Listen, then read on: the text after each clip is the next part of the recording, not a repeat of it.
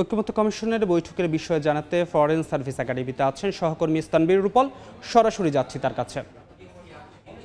রূপল, ঐক্যমত্য কমিশনের 23তম দিনের আলোচনা শুরু হওয়ার কথা, শেষ দিনের আলোচনা শুরু হওয়ার কথা সকাল 10:30, তবে সেটি শুরু করতে গিয়ে কমিশন সকাল 11:30টার বেশি পরে গিয়ে শুরু করেছে এবং এখন আলোচনা চলছে। অমীমাংসিত যে 7টা বিষয় নির্ধারিত করেছে সেই বিষয়গুলো নিয়ে আলাপ আলোচনা হবে এবং আজই শেষ করতে চায় ঐক্যমত্য কমিশনের এই সংলাপ। এবং প্রায় 2 মাসের মতো এই দ্বিতীয় ধাপের সংলাপে তারা 23টি দিন আলোচনা করেছেন এবং 23টি দিনে এখনও পর্যন্ত 13টি বিষয়ে একমত হতে পেরেছে এবং তার মধ্যে 3টিতে নোট অফ ডিসেন্ট আছে। এবং আজকে যে অমীমাংসিত বিষয়গুলো আছে ঐক্যমত্য কমিশন বলছে যে সেগুলোর মধ্যে নোট অফ ডিসেন্ট দিয়ে হলেও এবং যেভাবেই হোক তারা এটি শেষ করতে চায় এবং তারপরে এইটির চূড়ান্ত খসড়া রাজনৈতিক দলগুলোকে পাঠানো হবে। আগামীকালকে শুক্রবার এবং শনিবার এই 2 দিনে তারা চূড়ান্ত একটি খসড়া তৈরি করতে চায় এবং তারপর সেটি রাজনৈতিক দলের কাছে পাঠাতে চায়। তারা বলছে যে রাজনৈতিক দলগুলো যে মতামত দিয়েছে সেই মতামতের ভিত্তিতেই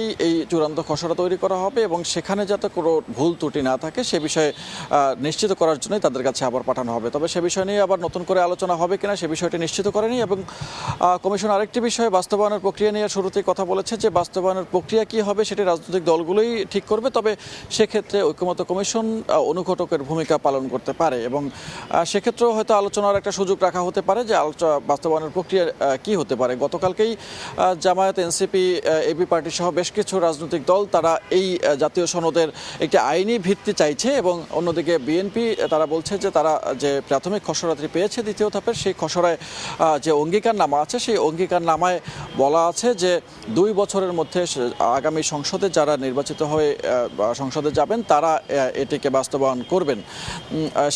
সেদিকেই থাকছে বিএনপি। তবে এখনও পর্যন্ত চূড়ান্তভাবে বলা যাচ্ছে না যে এটি আসলে সনদ বাস্তবায়ন কি স্বাক্ষরের আগে সেটিকে নিশ্চিত করা হবে নাকি স্বাক্ষরের পরে গিয়ে সেই বাস্তবায়নের প্রক্রিয়া নিয়ে আলোচনা হবে। তবে বাস্তবায়নের প্রক্রিয়া নিয়ে সবাই উন্মুখ যে আসলে এই সনদটি একটি জাতীয় সনদ এবং ঐতিহাসিক দলিল, সেই ঐতিহাসিক দলিলটি কীভাবে বাস্তবায়ন করা হবে এবং সেটি নিশ্চিত করা। এবং এখনও পর্যন্ত গতকালকে নারী প্রতিনিধিত্বর বিষয়ে একটি চূড়ান্তভাবে এসেছে যে 100টি আসনে নারী প্রতিনিধিত্ব করার ব্যাপারে তারা একমত হয়েছেন, কিন্তু সেই প্রক্রিয়া নিয়ে কিন্তু এখনও দ্বিধাবিভক্ত অবস্থার মধ্যে আছে।